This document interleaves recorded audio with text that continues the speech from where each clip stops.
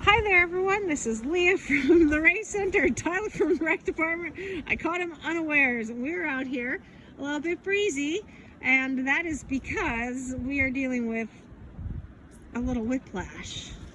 Yeah, that's right, Leah. We're dealing with some whiplash weather. Those of you who were outside yesterday, maybe you were, took off a couple of jackets and cruising around and, maybe a shirt, and it was really nice, quite warm. Different story today. We got some rain last night, quite a bit, and now everything is once again cold, breezy, and that affects humans, but it also affects lots of other things. So today we're going to talk about how that affects moose, sort of. So moose are amazing. We'll get to that, but right now we're going to talk about so this snow over here is now very saturated. It received lots of moisture, and now it's getting cold. So this part of the groomed trail here is quite firm. Now, as this continues to freeze, it makes travel easier for some animals and more difficult for others. So as this snow builds up crust, that's a pretty good crust. That can support the weight of lots of smaller animals. So in Alaska, when this situation occurs, when it warms up and then freezes again, it's a big disadvantage for moose because they have to punch through that layer.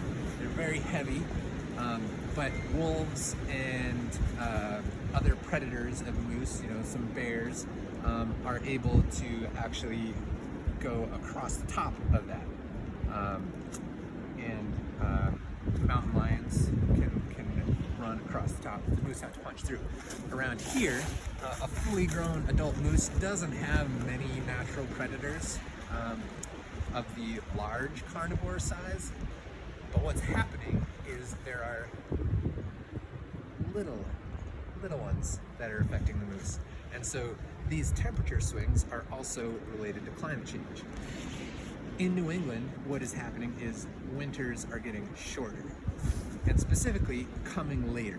So when it is November and December and there's no snow on the ground, that allows ticks to continue to reproduce and have another generation. And so winter ticks will continue questing. That's the word. Kind of amazing. When they will hang out on like a blade of grass, just waiting for a moose to come by, and then they'll grab it and bring all of their friends with them. They'll be like connected to each other, and then they'll hop on that moose.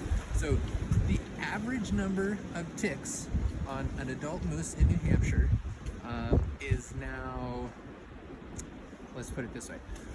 If a moose were a city in New Hampshire, there are only 2 that would have a greater population than that moose. So Concord has about 45,000 people. The average moose has about 47,000 ticks. Manchester has a little over 100,000 people. Keep in mind that 47,000 is the average, so there are plenty of moose that have more ticks on them than there are people in the city of Manchester.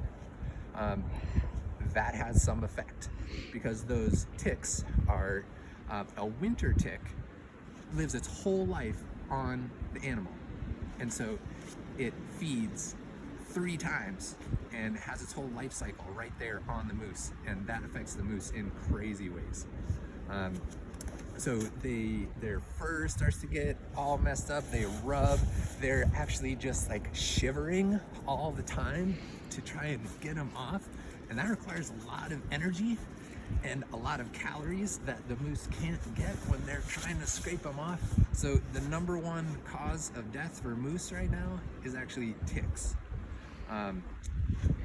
Cars do a pretty good job sometimes, but kind of strangely, cars are helping the ticks because of climate change.